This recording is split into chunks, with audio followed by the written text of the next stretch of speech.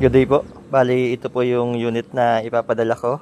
Mag-video ako ng tutorial sa pag-operate nitong unit. Thermostat, ito. Ang reading niyan ay 37.4 to 37.8. Doon lang siya iikot. Maximum na reading na allowed ay 38.0. Switches, automatic. Sa automatic, nakaset na yan ng every 2 hours. So, gagalaw yan. Sige, magalaw. 2 hours nasa left, 2 hours nasa right. So, wala naman na kayong pipindutin po doon. Automatic na yon. And then, manual, left and right. Ginagamit siya pagpantay ng tray. Left and right kasabay niya yung service light. Ang service light ay yung pampaliwanag lang sa loob. Hindi po yan yung heater. Yan. Pagka may titingnan kayo, saka lang yan ino-on. I-off nyo na lang kapag hindi gamit.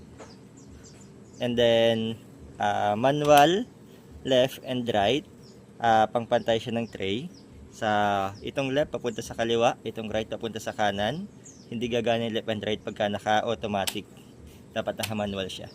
So, kung yung tray mo ay nasa kaliwa yung mababa, papuntahin sa kanan. Kung nasa kanan yung mababa, papuntahin sa kaliwa. So ito, nasa kaliwa yung mababa, papuntahin natin siya sa kanan. Ilagay ko lang to sa right. And then, hintayin lang na dumaan sa gitna. Pagka nasa gitna na siya, igigitna lang din natin itong switch. Mag-steady na siya dun. Para pwedeng mahila yung tray, madaling mag-load dun sa nasa ilalim. So ayan, gumagalaw siya.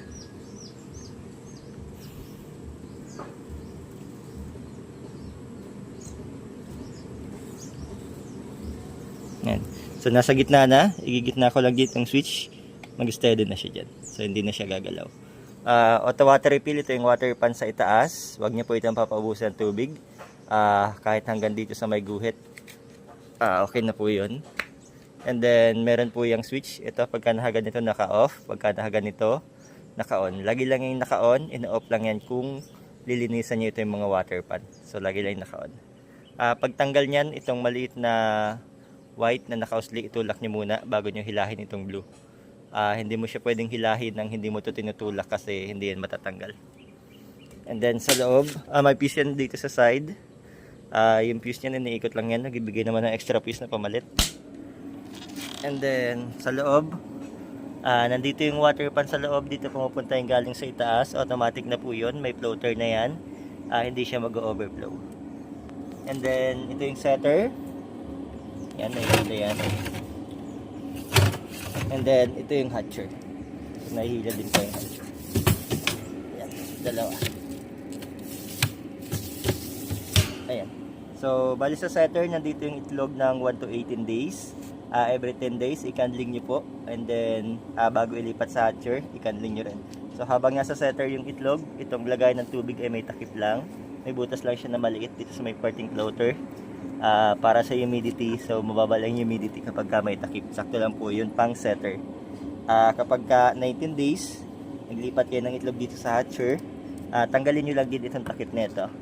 So pagbaba ng itlog sa hatcher, tanggalin yung takip, yan, alisin nyo na yan. And then, sakto na po yung humidity nun, pang hatching na yun.